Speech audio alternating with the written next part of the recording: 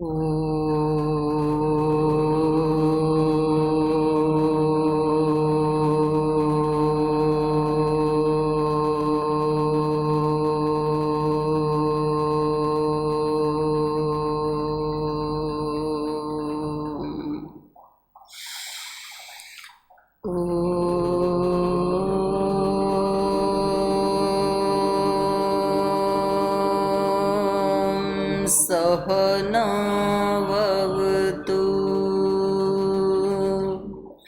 सहनौ भुनक्तु सह वीर्यं करवावहै तेजस्विनावधीतमस्तु मा विद्विषावहै। ॐ शान्ति शान्ति शान्तिः।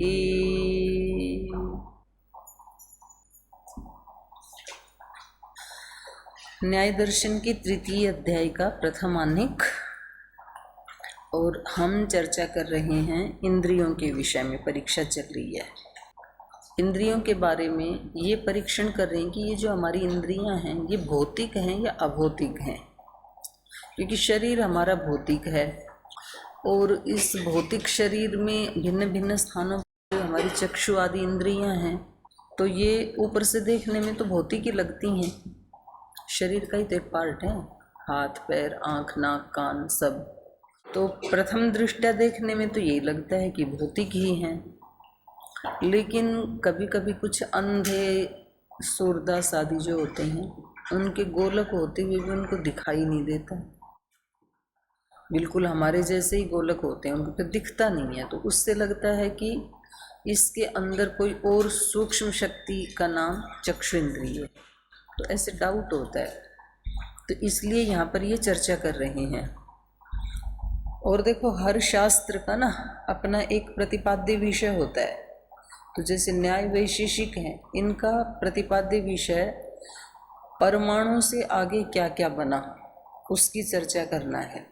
जैसे योग और सांख्य का विषय है इस सृष्टि कैसे बनी, तो वो स्थूल से ज़्यादा सूक्ष्म के ऊपर बल देते हैं, क्योंकि सूक्ष्म का ज्ञान तो संप्रज्ञात असंप्रज्ञात समाधि में ही हो सकता है।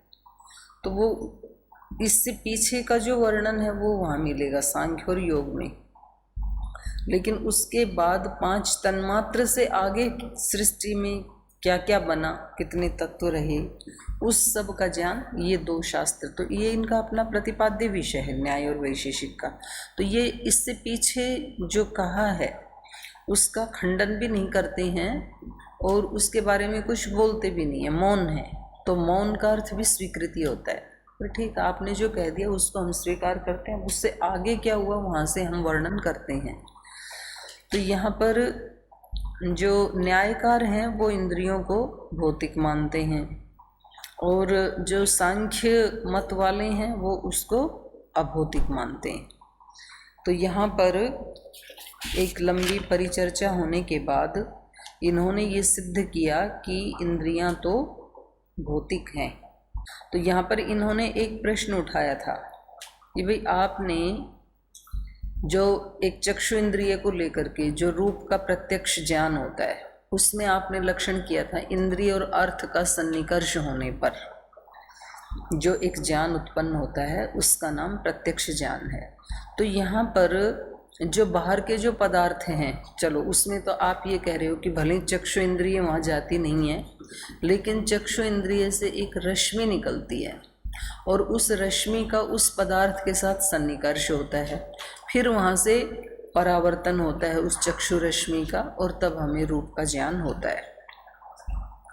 तो वहाँ तो चलो हम मान लेते हैं, आपने सिद्ध कर दिया कि चक्षु रश्मि होती है और वो दिखाई इसलिए नहीं देती है क्योंकि वो अनुद्भूत रूप और अनुद्भूत स्पर्श वाली है, ऐसा उसका स्वभाव है, तो इसलिए दिखाई नहीं देती है।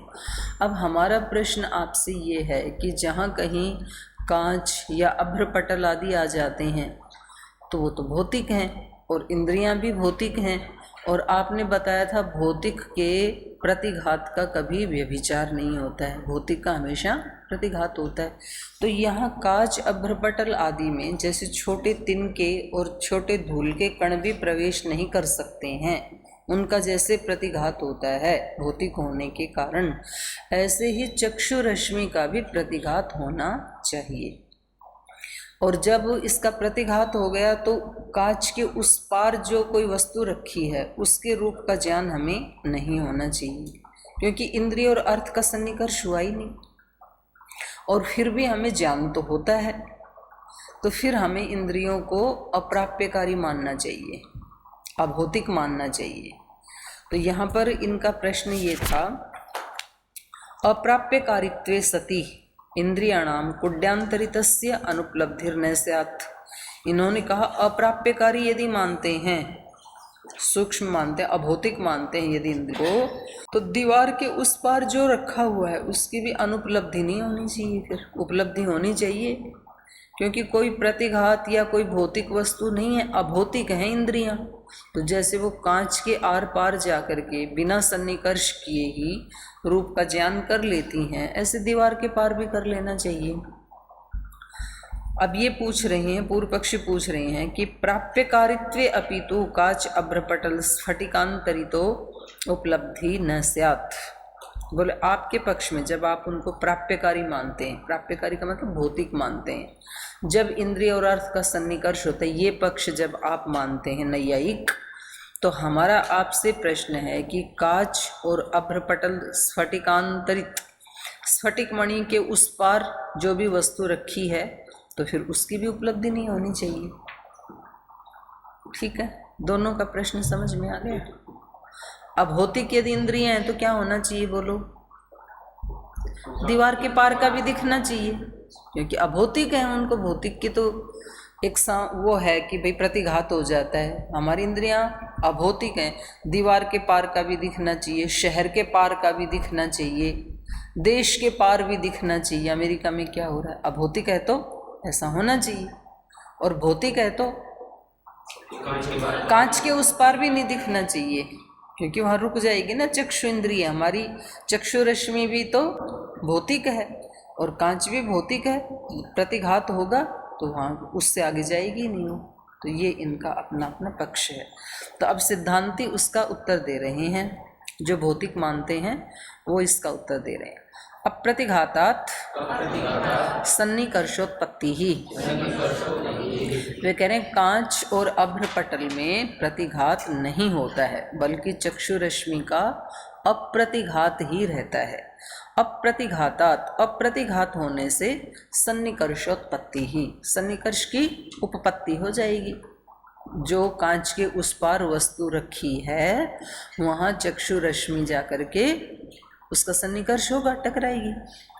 न च काचो अभ्रपटलम व नयन रश्मि विष्टभनाति, कांच या जो अभ्रपटल हैं वो नयन रश्मि को न विष्टभनाति, रोकते नहीं है, वो उसको जाने देते हैं अपने आर पार, भौतिक होते हुए भी न विष्टभनाति। स अप्रतिहन्यमानः सन्निकृष्यते इति, तो वो जो रश्मि है वो अप्रतिहन्यमान है, बिना प्रतिघात को प्राप्त हुए, सन्निकृष्यते, उस वस्तु के साथ जाकर के उसका सन्निकर्ष हो जाता है और हमें रूप की प्राप्ति हो जाती है। यश्च मन्यते न भौतिकस्य अप्रतिघातम इति तन्न, और बोले जो आप ये मान रहे थे कि भाई चक्षु रश्मि भौतिक है, ग्लास भी भौतिक है, तो भौतिक का अप्रतिघात नहीं होना चाहिए। अप्रतिघात मतलब अप्रतिघात, हाँ, आर पार जाना, न रोकना। तो यदि आप ये कह रहे हैं, पूर्व पक्षी उत्तर पक्षी कह रहा है पूर्व पक्षी को, यदि आप ये मानते हैं कि भौतिक का अप्रतिघात नहीं होना चाहिए, भौतिक का क्या होना चाहिए, प्रतिघात, अप्रतिघात नहीं होना चाहिए, मतलब प्रतिघात होना चाहिए भौतिक है तो, ऐसा यदि आप मानते हैं तो तन्ना, वो आपका मानना उचित नहीं है। क्यों उचित नहीं है?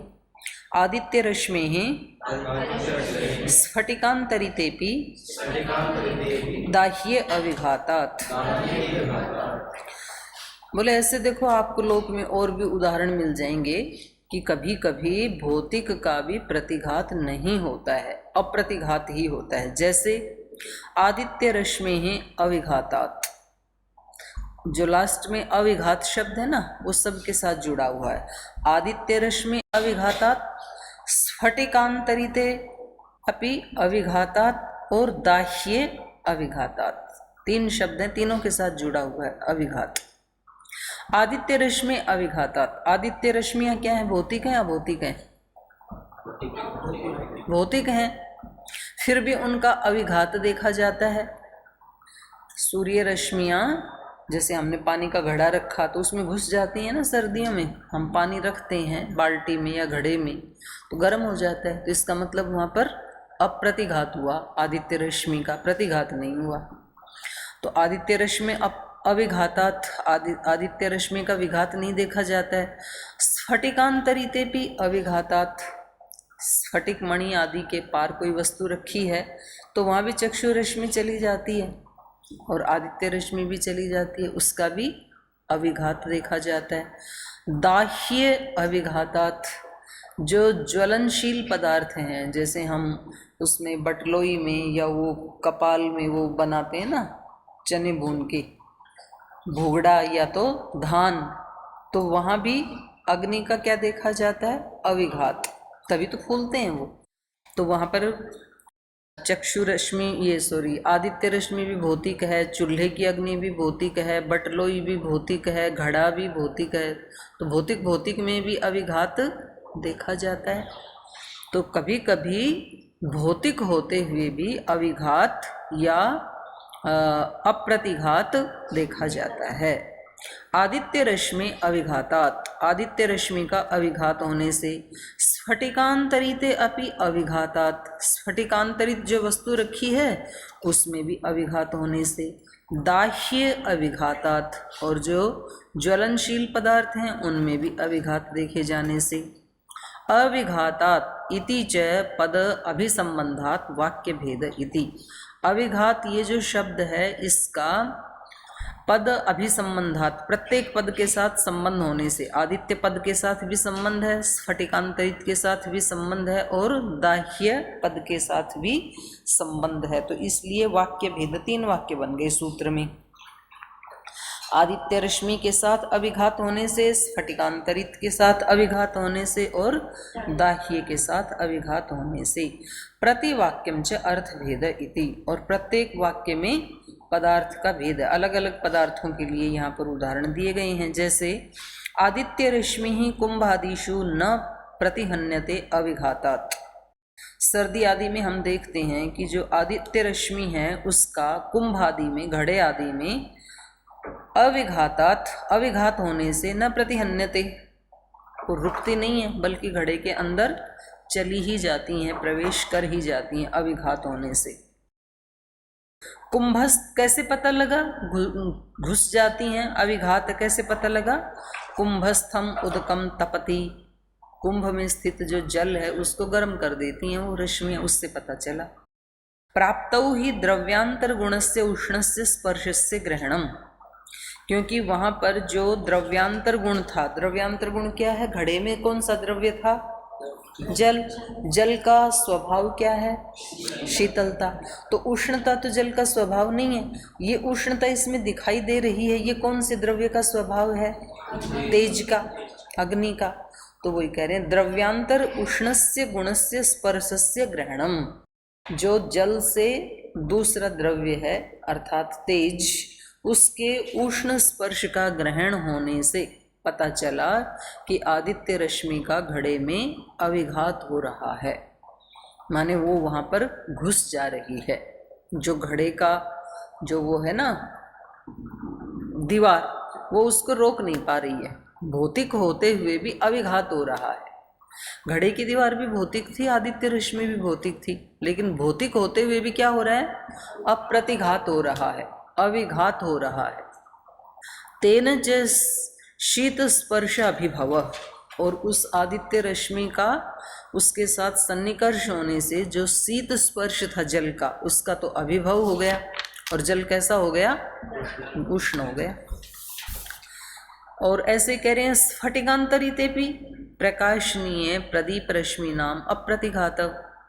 स्फटिकांतरित में भी जो प्रकाशनीय वस्तु हैं उनमें प्रदीप रश्मि नाम अप्रतिघात, सूर्य की रश्मियों का अप्रतिघात देखा जाता है। आप लोगों ने स्कूल में वो प्रयोग किए होंगे, जो उत्तल अवतल लेंस होते थे ना, तो इधर एक कागज रख देते थे, उसके अंदर से सूर्य रश्मियों को गुजारते थे, वो कागज जल जाता है। तो ऐसे ही स्फटिक आदि के अंदर भी चली जाती हैं रश्मियाँ। तो स्फटिकांतरिते भी प्रकाशनीय प्रदीप रश्मि नाम अप्रतिघात, अप्रतिघातात प्राप्तस्य ग्रहणम, अप्रतिघात होने से उस पार जो वस्तु थी प्राप्तव्य, उसके प्राप्ति का ग्रहण होता है वहाँ पर। ऐसे ही भर्जन कपालाधिस्थम च द्रव्यम आग्नेयेन तेजसा दह्यते तत्र अविघातात प्राप्ति ही। और जो भर्जन कपाल है, भर्जन मतलब भूनना, भूनने का जो एक कपाल है, वो आते हैं ना चने आदि भूनने वाले, भरभूजा, तो वो उसमें आते हैं गर्मी के समय में। किसी एक गांव के बाहर आकर के वो अपना भाड़ लगा लेते हैं, उसको भाड़ बोलते हैं। जैसे लोक की भाषा में बोलते हैं ना कि जाने दो भाड़ में, भाड़ का मतलब है वहाँ पर वो भूनने वाला एक भट्टी सी है, और उसी में वो एक बड़ा सा कपाल का वो लगा लेते हैं, उसमें वो डाल देते हैं जौ या चना, और उसके ऊपर फिर गरम गरम रेत डालते हैं। वो भून के रेत छन जाती है और वो भुने हुए चने या जौ बाहर आ जाते हैं, धानी या भूगड़ा। भर्जन कपालादिस्थम च द्रव्यम, भर्जन और भर्जन माने भूनने वाला जो कपाल आदि है, उस पात्र में आग्नेयेन तेजसा दह्यते द्रव्यम, जो आग्नेय तेज है उसके द्वारा वो द्रव्य दह्यते, भून दिया जाता है, जला दिया जाता है। तो अब कपाल भी भौतिक था, अग्नि भी भौतिक थी, फिर भी दोनों का अप्रतिघात देखा जा रहा है, वो घुस जा रही है उसमें। तत्र अविघातात प्राप्ति ही, ये जो भुने हुए चने या जो मिलते हैं ना, इसकी प्राप्ति किसके कारण हो रही है? अविघात के कारण। प्राप्तौ तो दाहो न अप्राप्यकारी तेज इति, और जब वो भुना हुआ प्राप्त हो रहा है हमें पदार्थ द्रव्य, तो हम ये नहीं कह सकते कि तेज अप्राप्यकारी है, बल्कि क्या है? प्राप्यकारी। तेज की प्राप्ति हुई तभी तो भुना।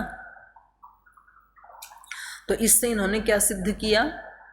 इंद्रियां तो भौतिक ही हैं, भौतिक होते हुए भी कभी कभी भौतिक का अप्रतिघात हो जाता है। क्योंकि इन्होंने यही प्रश्न उठाया था ना भाई, काच अभ्र पटल के उधर जो वस्तुएं हैं वो नहीं दिखनी चाहिए भौतिक हैं तो, क्योंकि वहां पर तो प्रतिघात हो जाएगा चक्षु रश्मि का। तो बोले नहीं होता है कभी कभी। अब यहाँ इस सूत्र में एक अविघात शब्द आया है, तो उसका ये अर्थ बता रहे हैं अविघात क्या है। अविघाताद इति च केवलम पदम उपादीयते, बोले यहाँ पर अविघातात, ये जो पंचम्यंत अविघात शब्द है तो उसके बारे में बता रही हैं। कोयम अविघातो नाम, ये अविघात क्या है? अविघात किसको कहते हैं? तो इसकी डेफिनेशन दे रहे हैं ये, अव्युह्यमान अवयवेन व्यवधायकेन द्रव्येण सर्वतः द्रव्यस्य अविष्टम्भः क्रिया हेतु तो अप्रतिबंध प्राप्ते अप्रतिषेध इति। व्यवधायकेन द्रव्येण, जो व्यवधायक द्रव्य, व्यवधायक द्रव्य मतलब रोकने वाला। जैसे मानो चूल्हे के ऊपर हंडिया रखी है और नीचे अग्नि है, तो अग्नि को रोकने वाला तत्व क्या है? हंडिया की दीवार, तो इसको कहेंगे व्यवधायक द्रव्य। जैसे घड़ा रखा है जल से भरा हुआ, और अब आदित्य रश्मियां आ रही हैं, तो आदित्य रश्मियों को रोकने वाला व्यवधायक द्रव्य क्या है? घड़े की दीवार, उसको कह रहे हैं। वो कैसा है? अव्युह्यमान अवयवेन, उसका व्यूहन, उसके जो अवयव है ना मिट्टी के, वो अव्युह्यमान है। अव्युह्यमान मतलब अच्छे से सटे हुए नहीं है, कुछ कपड़े तो ऐसे होते हैं ना, मशीन में बनाए जाते हैं, इतने वो सटे हुआ होता है उसका ताना बाना कि उसमें आप कुछ छान नहीं सकते हो। और कुछ होते हैं जो कॉटन आदि के, उनका ताना बाना मोटा है तो उसके अंदर से हवा आराम से जाती है, तो इसलिए बोलते हैं ना भाई कॉटन के कपड़े पहनो, उनसे हवा का अप्रतिघात होता रहेगा। और कुछ ऐसा व्यूहन है कि उसके अंदर ऐसे एयर टाइट होते हैं, एयर जा नहीं सकती आ नहीं सकती। तो यहाँ पर ये अविघात उसका नाम है। व्यवधायकेन द्रव्येण अव्युष्यमान अवयवेन, क्योंकि ये व्यवधायक द्रव्य अव्युष्यमान अवयव वाला है, इसलिए सर्वतः दृष्ट द्रव्यस्य अविष्टंभ, सब तरफ से जो अंदर आने वाला द्रव्य है उसका अविष्टंभ, रोक नहीं पाता है उसको। जैसे आदित्य रश्मियाँ घड़े के चारों तरफ से जब अंदर आने लगती हैं तो ये घड़ा क्योंकि इसका जो व्यूहन है, जो रचना है, वो इसके द्रव्य थोड़े से गैप वाले हैं, तो वो आदित्य रश्मि को सब तरफ से रोक नहीं पाते हैं, आदित्य रश्मि अंदर चली ही जाती है। क्रिया हेतु तो अप्रतिबंध, वो जो गर्म जल करने वाली क्रिया है उसमें जो हेतु हैं आदित्य रश्मियाँ, उनका अप्रतिबंध है, यहाँ पर प्रतिबंध नहीं है, ये रोक नहीं पा रहा है। तो प्राप्ते है अप्रतिषेध इति अविघातः, उस पदार्थ की प्राप्ति में जो अप्रतिषेध है, माने प्रतिषेध नहीं कर पाता है जो व्यवधायक द्रव्य, उसको क्या कहते हैं? अविघात। अविघात क्या, किसको कहेंगे? ऐसा व्यवधायक द्रव्य, रोकने वाला द्रव्य जो अल्प व्यूहन वाला है। अव्युष्यमान अवयवेन माने अल्प व्यूहन वाला है, उसके जो द्रव्य हैं वो दूर दूर हैं। तो अल्प व्यूहन वाला व्यवधायक द्रव्य वो सब प्रकार से अप्रतिघात को प्रतिघात को रोकने वाला नहीं है, किधर से भी रोकने वाला नहीं है। सर्वतः माने चारों तरफ से किरणें घुस जाती हैं, तो इसको ही अविघात कहते हैं। दृष्टम ही कलश निषक्ता नाम अपाम बहिः शीत स्पर्शस्य ग्रहणम, और केवल बाहर की रश्मियाँ उसके अंदर चली जाती हैं ऐसा नहीं, अंदर वाला जल भी बाहर आ जाता है, क्योंकि व्यूहन कमजोर है ना उसका, घड़े का। तो इसलिए कहा दृष्टम ही कलश निषक्ता नाम अपाम, कलश से निषक्त होता हुआ जल बाहर भी देखा जाता है, घड़े के बाहर आ जाते हैं ना, कुछ घड़ों में तो आ जाता है, कुछ में नहीं आ जाता। जिनका अल्प व्यूहन है उसमें तो बाहर आता है। तो उसका पता कैसे चलता है? शीत स्पर्श से ग्रहणम, घड़े को जब आप छुओगे तो हाथ थोड़ा गीला गीला होगा, थोड़ा ठंडा होगा, तो इससे पता लग रहा है कि जल के कुछ कण बाहर आ गए। दृष्टम ही कलश निषक्ता नाम अपाम बही, कलश से बाहर रिस ना बोलते हैं उसको, वो जल जो रिस रहा है, आ रहा है, तो शीत स्पर्श से उसका ग्रहण होता है। नैच इंद्रियण असन्निकृष्ट से द्रव्य से स्पर्शोपलब्धि ही, और बोले ये हमारी त्वक इंद्रिय से अगर असन्निकृष्ट द्रव्य होता जल का और त्वक इंद्रिय का, अगर सन्निकर्ष नहीं होता तो स्पर्श की उपलब्धि नहीं होती। अब जल भी भौतिक है, हमारी त्वक इंद्रिय भी भौतिक है, कपाल घड़ा भी भौतिक है, लेकिन वो जो भौतिक अल्प व्यूहन वाला व्यवधायक द्रव्य है वो उस जल को रोक नहीं पाता है। तो उस शीत स्पर्श से पता लग रहा है कि यहाँ पर अप्रतिघात हो रहा है।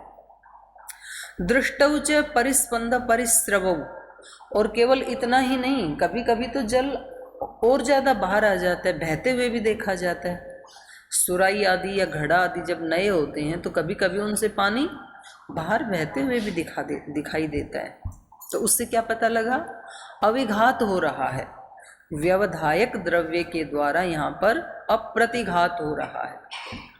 तत्र काच अभ्रपटल आदि भी नयन रश्मि अप्रतिघातात् विभिद्य अर्थेन स सन्निकर्षात् उपपन्नम ग्रहणम इति। तो तो इसलिए जो काच या अभ्रपटल आदि हैं, इनके द्वारा नयन रश्मि अप्रतिघातात्, चक्षु रश्मि का अप्रतिघात होने से, विभिद्य, वो उस काच को या अभ्रपटल को भेद करके, अर्थेन से सन्निकर्षात, उस पार जो पदार्थ रखा है उसके साथ सन्निकर्ष होने से, उपपन्नम ग्रहणम, हमें उस रूप का ग्रहण हो जाता है, उत्पन्न हो जाता है। तो इस यहाँ तक इन्होंने ये सिद्ध कर दिया, क्योंकि इन्होंने कहा था ना कि या तो आप इंद्रियों को अभौतिक मानो तो फिर रूप का दर्शन हो जाएगा, क्योंकि अभौतिक का अप्रतिघात होता है सब जगह, और या तो भौतिक मान रहे हो आप इसको तो फिर आपको वो रूप दिखाई नहीं देना चाहिए। तो इन्होंने कहा नहीं, कभी कभी पदार्थ के स्वभाव के कारण भौतिक का भी अप्रतिघात देखा जाता है। तो ये तो भाष्यकार ने समाधान कर दिया। अब सूत्रकार भी उसका समाधान कर रहे हैं सूत्र के माध्यम से। सूत्रकार कह रहे हैं न इतरेतर धर्म प्रसंगात, बोले नहीं, ये आपको अविघात तो मानना ही पड़ेगा, भौतिक का भी कभी कभी अविघात हो जाता है, ये आपको मानना पड़ेगा। तो ये पूर्व पक्षी कह रहे हैं कि न, हम नहीं मान सकते। ये क्यों नहीं मान सकते? इतरेतर धर्म प्रसंगात, फिर तो भौतिक और अभौतिक के धर्म में कोई अंतर ही नहीं रहेगा। अभौतिक का भी अप्रतिघात होता है और आपने कहा कभी कभी भौतिक का भी अप्रतिघात हो जाता है, तो दोनों में अंतर ही क्या रहा? दोनों के एक ही धर्म हो गए फिर तो। काच अभ्रपटल आदि वत कुड्यादि भी अप्रतिघात, बोले तो फिर तो जैसे काच और अभ्रपटल आदि में भौतिक का अप्रतिघात हो रहा है, ऐसे कुड्यादि भी अप्रतिघात है। दीवार आदि में भी फिर तो अप्रतिघात होना चाहिए, फिर तो सभी जगह दिखना चाहिए भौतिक का। भौतिक चक्षु रश्मि जहाँ जो कोई पदार्थ रखा है वो सब दिखाई देना चाहिए, अप्रतिघात होना चाहिए। या फिर कुड्यादिवत काच अभ्रपटल आदि भी प्रतिघात इति प्रसिज्यते, या तो फिर जैसे कुड्यादि भौतिक पदार्थों में प्रतिघात होता है, वैसे काच और अभ्रपटल में भी होना चाहिए। और नियमे कारणम वाच्यमिति, आप यूँ कहो कि काच अभ्रपटल आदि में तो प्रतिघात नहीं होगा, कुड्यादि में तो प्रतिघात होगा, तो इसका कोई नियम बताओ, ऐसा क्यों? भौतिक है तो एक ही तरह के नियम होने चाहिए ना, और यदि वहाँ पर कहीं नियम का खंडन हो रहा है तो उसका हेतु बताओ। गुरुकुल में रहने वाले सब ब्रह्मचारी कितने बजे उठेंगे? सन्यासी 3:45, तो 3:45 से कुछ 3:30 उठ सकते हैं, 3 उठ सकते हैं, उसकी तो कोई बात नहीं, पर कुछ तो 3:45 का नियम है ना, तो कुछ तो 3:45 उठें और कुछ उठें 5 बजे। तो या तो स्पेशल नियम बताओ ये 5 बजे उठने वाले कौन है, और या तो फिर ये जो 3:45 उठते हैं इनको भी 5 बजे उठाओ। नियम तो नियम होता है ना। अगर उसमें आप कहीं कुछ स्पेशलिटी दिखा रहे हो तो उसका हेतु बताओ, ऐसा क्यों? तो बताना पड़ेगा भाई इसका आरोग्य ठीक नहीं था, इसलिए इसको 5 बजे तक उठने की अनुमति दी गई है। तो ऐसे ये पूछ रहे हैं कि यदि काच अभ्रपटल आदि में अप्रतिघात मानते हो तो कुड्यादि में भी अप्रतिघात होना चाहिए। यदि कुड्यादि में प्रतिघात मानते हो तो काच अभ्रपटल में भी प्रतिघात होना चाहिए। और यदि कहो कि वहाँ अप्रतिघात होगा यहाँ प्रतिघात होगा तो उसका नियम बता दो। तो ये पूर्व पक्षी का कथन है। तो ये उत्तर दे रहे हैं उसका। आदर्शोदकयो हो प्रसाद स्वाभाव्याद रूपोपलब्धिवत तदुपलब्धि ही। बोले भाई नियम क्या करेगा, यहाँ तो स्वभाव के कारण हो रहा है। हर वस्तु का अपना अपना स्वभाव है भाई। या तो गुरुकुल में या संन्यास आश्रम में सभी अत्यंत दुखी होने चाहिए, यहाँ पर एक ही जैसा इन्वायरमेंट है ना, या तो फिर सभी प्रसन्न होने चाहिए, कुछ दुखी और कुछ सुखी, ये तो नहीं होना चाहिए। तो बोल भाई इसमें क्या कर सकते हैं, ये तो हर व्यक्ति का अपना स्वभाव है, स्वभाव पे डिपेंड करता है।